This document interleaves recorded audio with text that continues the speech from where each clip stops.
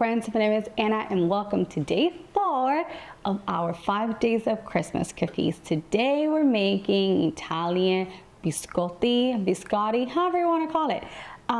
So during Thanksgiving break or Thanksgiving week, I was in New York and I had the opportunity to go to Greenberg Bakery, I think it's called, and I had their biscottis and I fell in love. I was like, what is this? This is like one, if not the best biscotti I had in my life, and I made it my life mission to recreate their biscottis. So now you can make very similar, almost identical biscottis. So if you had those and you love them, these are pretty similar to those, and now you can make them in the comfort of your own home.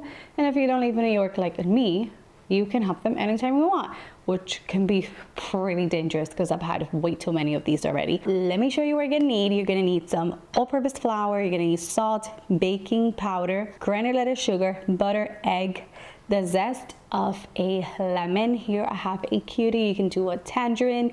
Some people even like to do lemon. For this recipe, I wouldn't do lemon, but that's an option for you. And I'm not really sure if their biscottis have lemon zest or like orange zest, but I personally like it and I feel like they do, but I devoured them so fast that I was hardly able to like really identify like all the flavors in them, but I feel like they did. You're gonna need some vanilla extract, almond extract, and here I have some dried unsweetened cranberries, but you can do sweetened, and some roasted unsalted almonds. Everything's whole, but you can chop them up if you want. And I like to do the orange zest because we're using cranberries, and orange and cranberries go together so beautifully.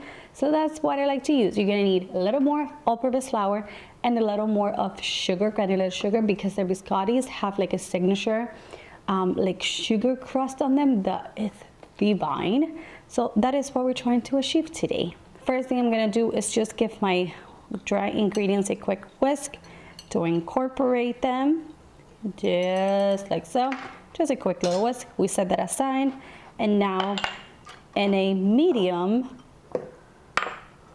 bowl, we are going to add our unsalted room temperature butter. Make sure it's nice and soft so it's easier to mix, and your granulated sugar. And we give this a quick whisk. You can absolutely do this with a hand mixer. You can do it by hand like me.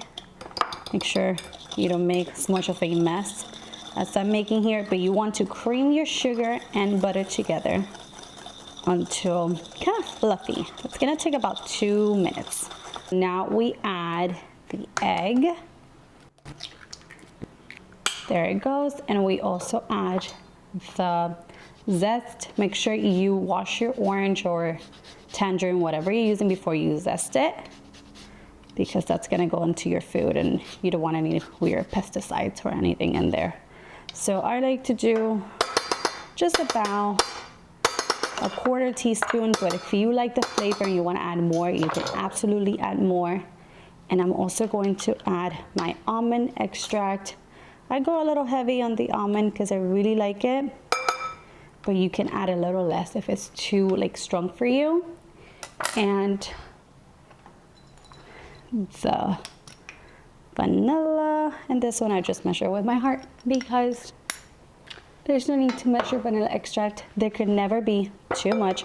I'm gonna switch back to my whisk and I'm just going to mix until everything is nicely incorporated. Okay, so you're gonna have a batter that's gonna be very liquidy, kind of like this, and that is exactly what you are looking for. So now we add in the almonds, and in cranberries we just quickly mix that in. Now we add in the dry ingredients, and this part I like to kind of fold it in, mixed situation, so I kind of mix it, but I also like to kind of fold it in. Okay, once you have kind of like a thick batter dough pasty kind of situation, this is what you want to do. You're going to add some flour onto a clean surface. Make sure it's clean. And you are going to plop this whole thing right in there. Grab a little bit more flour. Don't be afraid with the flour, but you also don't want to add too much. And I kind of knead it with my hands just for a second. I just don't want it to be as sticky, so it's easier to work with. Okay, this is good enough. So now I'm going to, with my hands, cut it in half because I'm going to make 2 logs. Add a little more flour. See how it kind of sticks to the board? You want to add flour so that doesn't happen and it's easier to handle. So now I have my prepared baking sheet here.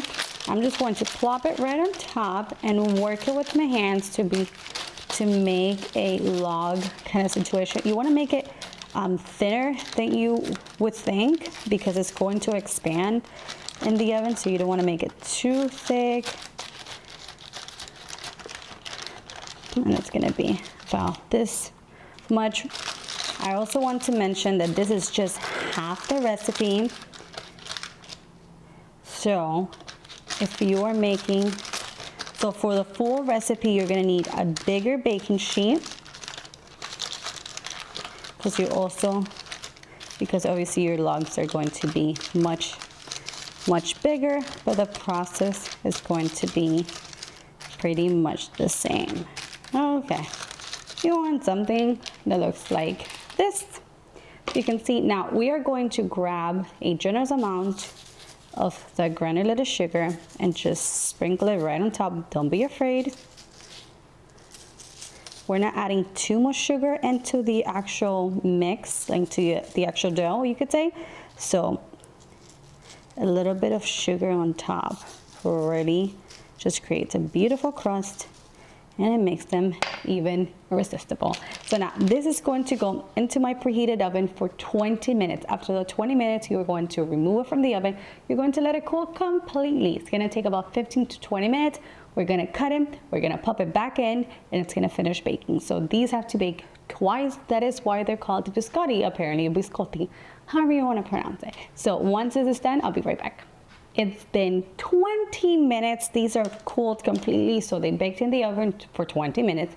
I let them cool for 20 more, and now it's time to cut them because we have to bake them again. So here's what you're gonna do. You're just going to get a serrated knife, and you are going to very gently just cut them. I like to cut mine a little thick, so I just kind of like wiggle it in. And once you have your knife in there, I press down and I cut it. And I find that it gives me the perfect cut. They don't break or anything. We have one cut. So before I place them back onto my baking sheet, I am going to get rid of all the sugar that's here because I don't want that to keep baking. So I'm just going to throw it away. Okay, once you have clean parchment paper, you are going to place them on its side, just like so. These are ready to go into the oven. Now they're going to bake again at 350 for about 12 to 15 minutes. You want them to kind of dry out a little bit more and get nice and golden brown. So you can see I cut mine small because that's how I had them when I went to the Greenberg bakery, but you can make a big log of it and then you can cut it horizontally. You can have big biscottis, but this is just how I cut them. So these are going to go in and then I'll show you the final result. My biscottis are done. So I baked them for 15 minutes. I've let them cool for 10 more and they are more than ready to be eaten. As you can see now, they're nice and golden brown and they're very like crunchy, so they dried out pretty much, and that's why you want it to be. Biscottis are essentially very dry because you dip them in coffee, you dip them in tea, whatever you want to dip them in. So they're supposed to be dry, so they soak up all of that goodness. So nothing left to say but to try them.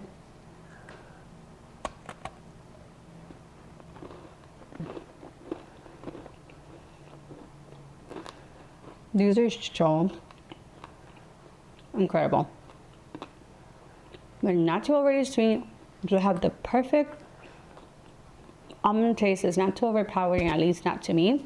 You can kind of taste the orange zest in the background. It's just phenomenal. If you want to learn how to make one of the best biscottis you will have in your life, make sure you check out the recipe on my website, anitarecipes.com. These are so incredibly good. I hope you enjoyed the video. I hope you subscribe to the channel, and I'll see you in the next one. Bye-bye.